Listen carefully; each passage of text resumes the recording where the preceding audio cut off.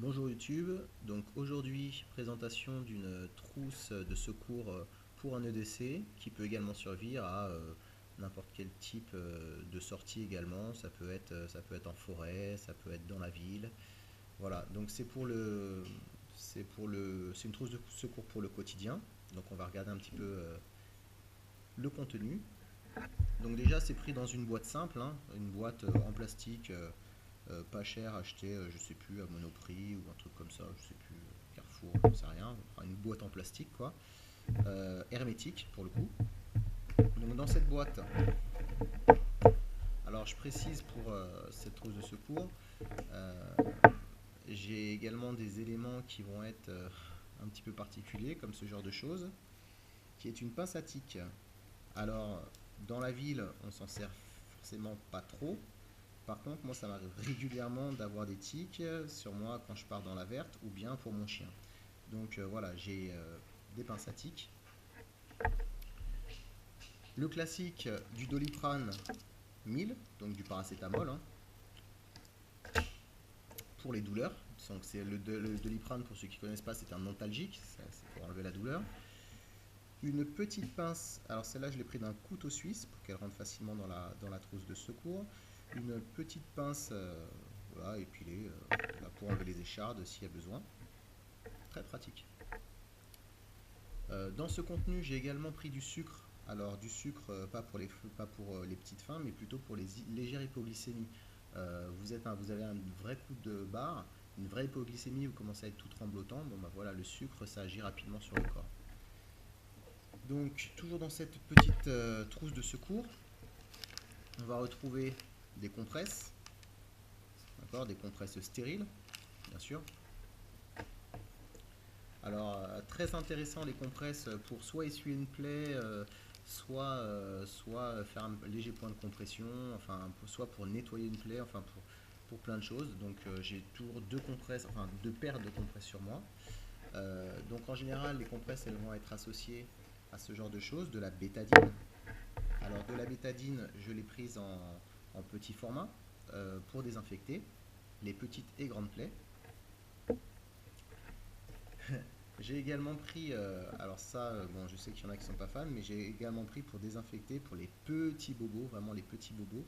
C'est un espèce de coton-tige. Vous cassez la tige et en fait vous avez un produit désinfectant qui vient se coller sur la partie un petit peu coton de façon à désinfecter. Alors c'est pour les plaies très superficielles, hein. Sinon on prend de la bétadine. Voilà, c'est pour les petites écorchures très minimes. Alors tout à l'heure on avait du paracétamol, maintenant on a un autre type de médicament qui est de l'ibuprofène. Voilà, vous pouvez, ça peut servir d'antalgique, ça peut également être un, comment dire, euh, un INS, donc un anti-inflammatoire non stéroïdien. Donc ça peut servir pour les douleurs un peu inflammatoires.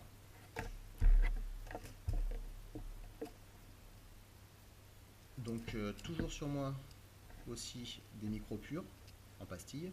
Bon, ça c'est, je vous ai dit, hein, forcément dans la ville on va peut-être pas s'en servir, quoique dans certaines villes pourquoi pas. C'est plus associé à la verte, hein, si je suis en galère. Dans les produits, donc pour le ventre, de l'imodium pour les diarrhées, vous êtes en plein milieu de nulle part, ou bien même au bureau, ça vous prend, bah tant pis pour vous. Là, vous avez de l'imodium, ça peut vous dépanner.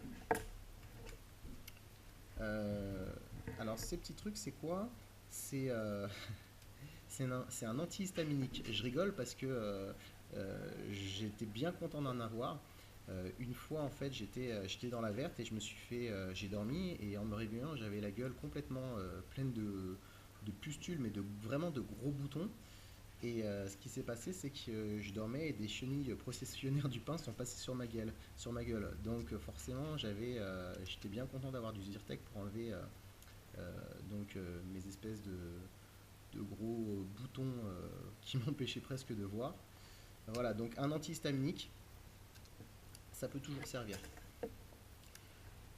Bon, bah ça, vous connaissez, hein, c'est pour si vous avez des petites ampoules, la Compide est parfaite pour ça. Donc toujours des Compides sur moi. on retrouve nos petits bâtonnets pour désinfecter sur les plaies très superficielles avec un liquide désinfectant. Encore des compides. Un coupe-ongle.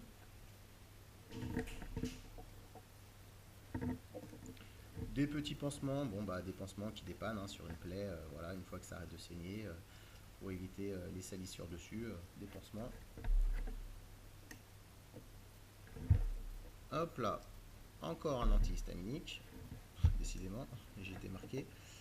Alors ça c'est de l'arnica en gélule, vous les prenez en 9CH, c'est pour lorsque vous prenez un coup, vous cognez quelque part, ça marche pas mal. Je vous laisse regarder les posologies à prendre si vous avez besoin, ça marche bien ça. Alors, alors je vais appeler ça du collyre, on va dire que c'est une solution pour laver les yeux. Vous avez une poussière dans l'œil ou un objet, enfin un objet, vous avez un truc qui vous gêne dans l'œil, voilà, ça vous permettra de laver les yeux. Une paire de gants. Alors, pourquoi une paire de gants? Il m'est arrivé plusieurs histoires, dont une en fait, où j'ai dû aider une personne. La paire de gants, elle est pour me protéger. Je vais vous raconter un peu cette histoire.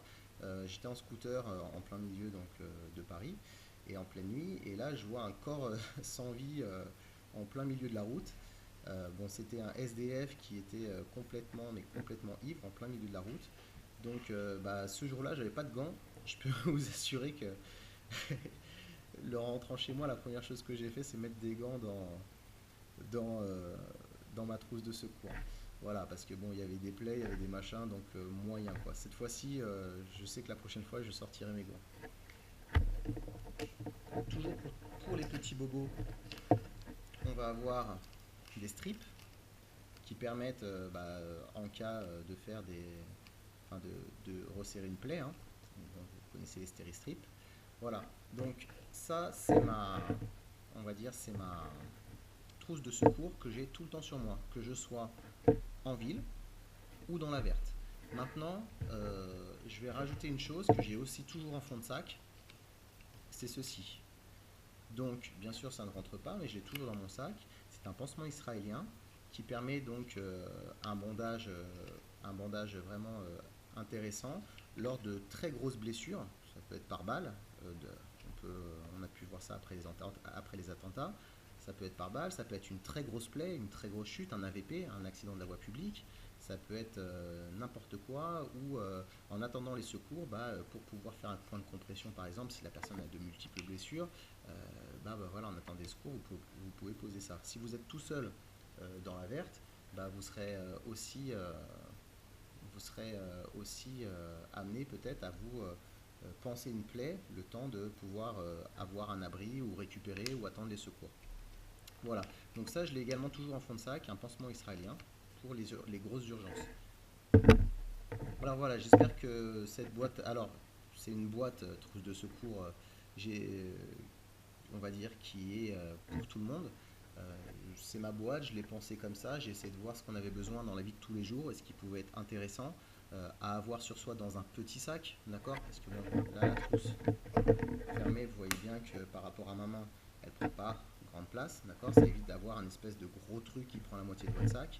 Voilà, j'ai essayé d'élaborer au mieux avec les choses qu'on a besoin dans la vie de tous les jours. J'espère que ça vous a plu et n'hésitez pas à poster des commentaires s'il y a besoin, peut-être me donner des idées ou échanger sur cette trousse de secours pour un EDC. Merci.